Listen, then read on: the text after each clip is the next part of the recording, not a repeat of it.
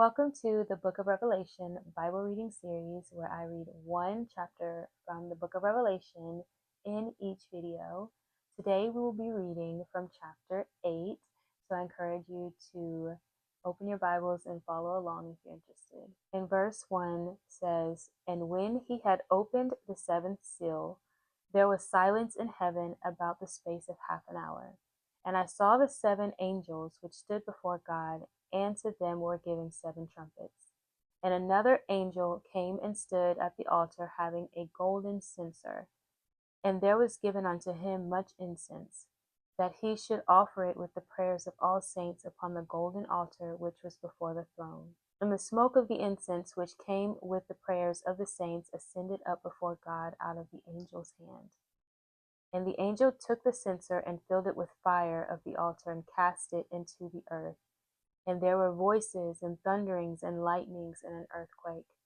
And the seven angels which had the seven trumpets prepared themselves to sound. The first angel sounded, and there followed hail and fire mingled with blood, and they were cast upon the earth, and the third part of trees was burnt up, and all green grass was burnt up. And the second angel sounded, and as it were a great mountain burning with fire cast into the sea, and the third part of the sea became blood. And the third part of the creatures which were in the sea and had life died, and the third part of the ships were destroyed. And the third angel sounded, and there fell a great star from heaven, burning as it were a lamp, and it fell upon the third part of the rivers and upon the fountains of waters. And the name of the star is called Wormwood, and the third part of the waters became wormwood, and many men died of the waters because they were made bitter.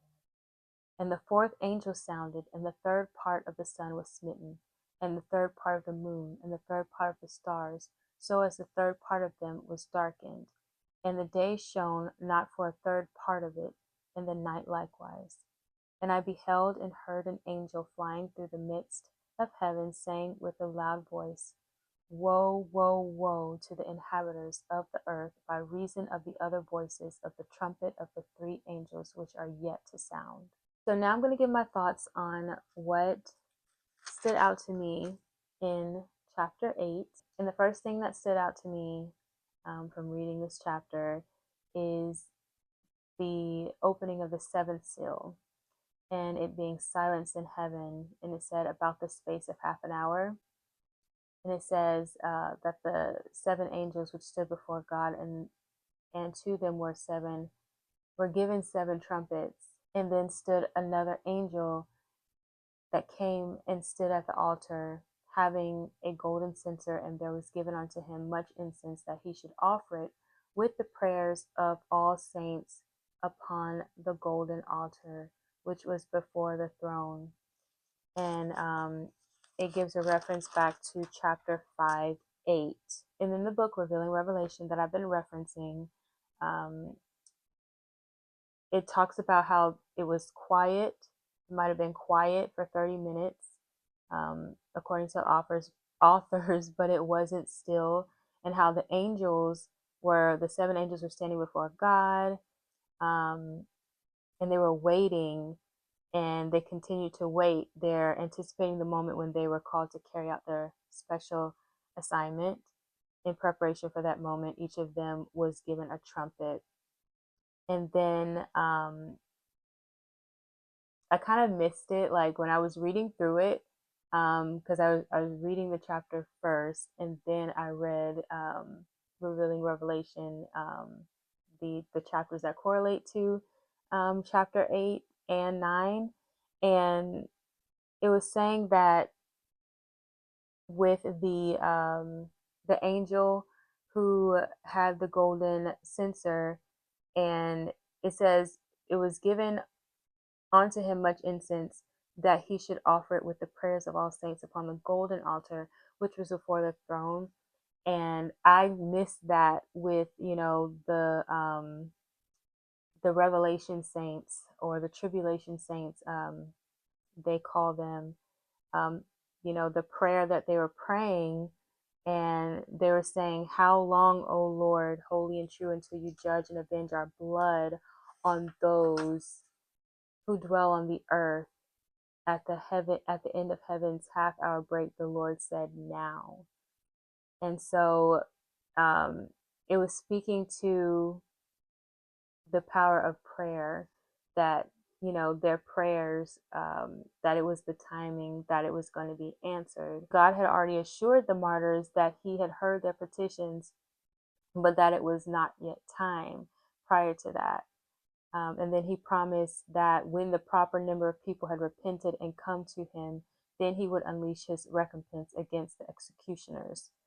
And so at the end of the half hour of peace, the number was reached.